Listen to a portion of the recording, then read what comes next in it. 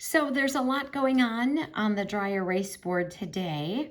Here we have the creation of the planet at the beginning. There's a little timeline here going to 2024. Here I have some Bible passages, which we will get to shortly. So what I'm going to do here on this timeline, of course, there's a million things that we could do, and I'm sure you all will have other examples. But for approximately the past 100 years, let's kind of look at some things that how could a loving God allow to happen? That's where we're going to go today. So how about what happened in 2020, the CO19? I don't know if I can even say that word or write it out. How about 2001, right, with 9/11 and what happened? How could a loving God allow for that? Let's go back a little bit to 1968 with the horrific assassination of MLK and also RFK. How about 63 with JFK, right? We have these things that happen, these sequence of events, and how could a loving God, how could he allow that?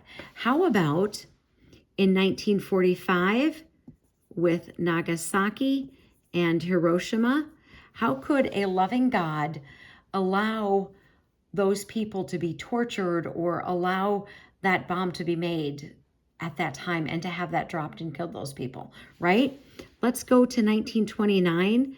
The Depression here in the US, of course, was in other places as well, but people went hungry. They lost everything they had ever worked for. They lost their home, had nowhere to live. How about, let's just do one more. How about 1912 with the Titanic? I mean, how could a loving God allow that ship to go down and all of those lives to be lost, and how horrific that was? So how could a loving God, with all of these things going on here, how could a loving God allow any of that? And so we can't wrap our head around how God could be loving if those kinds of things happen, right? And there's other things, of course. But we're going to start with Genesis 1, verse 28. So this is what God says to Adam and Eve. He says this, "Then God blessed them, and God said to them, 'Be fruitful and multiply, fill the earth and subdue it. Have dominion over the fish of the sea, over the birds of the air, and over every living thing that moves on the earth.'" Now we're going to go to Genesis 9 and verse 1. It says this, "So God blessed Noah and his sons, and he said to them, 'Be fruitful, multiply, fill the earth.'" There's nothing here about dominion, right? It doesn't say that. It says, "And the fear of you and the dread of you shall be on every beast of the earth, on every bird of the air, on all that moves on the earth, and on all the fish in the sea. They are given to your hand." Nowhere does it say, "Have dominion and subdue the earth," like it said with Adam. And why is that? Because Adam, through sin, lost dominion of the earth to Satan. When Satan is appearing before Jesus and he's asking him, "I will give you all the kingdoms of the world," those were his to give. All right, we're not done. Let's look at the next one here on the list, 1 John 5:19, and here is what it says. "And we know that we are of God, and that the whole world lies under the sway of the wicked one."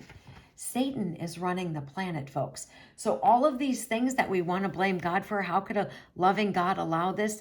This isn't God's doing. I've got one more for you, Ephesians 2:2.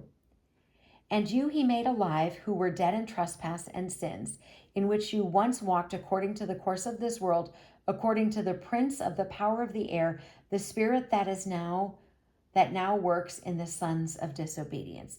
And that was Ephesians 2:1 and 2:2. So Satan is running the planet. And so all of these horrific things that happen, and of course, there's so many more that we could put on there. But when we say, how could a loving God allow this? Adam had dominion and he lost it to Satan through sin. And Jesus, being called the second Adam, has to buy it back. Armor up, we ride at dawn. May God bless you as always. Have a great day.